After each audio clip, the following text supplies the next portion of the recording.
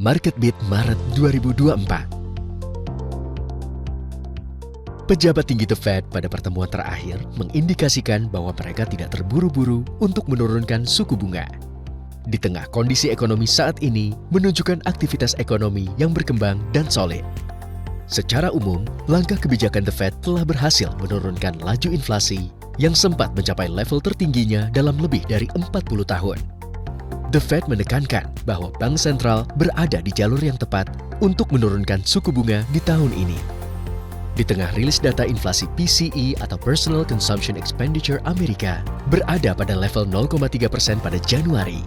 Hal ini sudah sesuai dengan ekspektasi pasar yang memperkirakan inflasi PCE tumbuh 0,3% month to month dan 2,4% year on year. Sehingga memperkuat proyeksi bahwa The Fed akan menurunkan suku bunga acuannya pada semester 2 2024. Sementara itu, harga minyak masih mengalami volatilitas, dampak dari ketegangan geopolitik di Timur Tengah. Perundingan gencatan senjata di Gaza dan serangan di Laut Merah meningkatkan ketidakpastian. Pemerintah China mengambil langkah untuk memulihkan kepercayaan investor, termasuk pembatasan penjualan bersih saham, pembelian saham oleh dana negara, dan pembatasan kuantitatif trading. Data pariwisata di China yang kuat selama Tahun Baru Imlek turut mendorong sentimen positif di pasar finansial. Sementara itu, perekonomian Jepang, khususnya sektor swasta, mengalami sedikit perbaikan pada awal tahun, namun melandai pada bulan Februari karena aktivitas bisnis secara umum mengalami stagnasi. Ekonomi Jepang turun 0,4% secara tahunan pada kuartal 4 2023. Sebelumnya tercatat kontraksi atau minus 3,3% pada kuartal 3 2023. BOJ atau Bank of Japan juga diperkirakan akan mempertahankan kebijakan suku bunga yang rendah. Gubernur BOJ Kazuo Ueda telah memberikan sinyal tidak akan ada kenaikan bunga yang signifikan. Rapat Dewan Gubernur Bank Indonesia pada 20 dan 21 Februari 2024 memutuskan untuk mempertahankan BI rate sebesar 6%. Keputusan mempertahankan BI rate pada level 6% tetap konsisten dengan fokus kebijakan moneter yang pro-stability, yaitu untuk penguatan stabilisasi nilai tukar rupiah, serta langkah preemptif dan forward-looking untuk memastikan inflasi tetap terkendali. Pemilihan presiden atau pilpres sudah digelar bulan Februari lalu. Dari hasil sementara real count pilpres 2024, tercatat salah satu pasangan calon presiden unggul lebih dari 50%, sehingga meningkatkan probabilitas untuk satu putaran.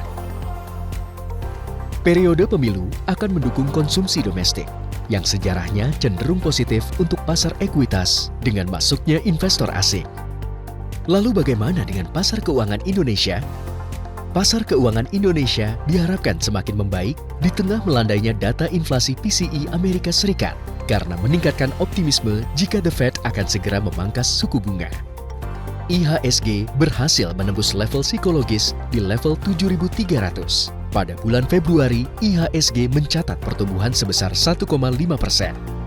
Investor asing mencatatkan kembali pembelian bersih atau net buy di pasar saham Indonesia mencapai 18,4 triliun rupiah.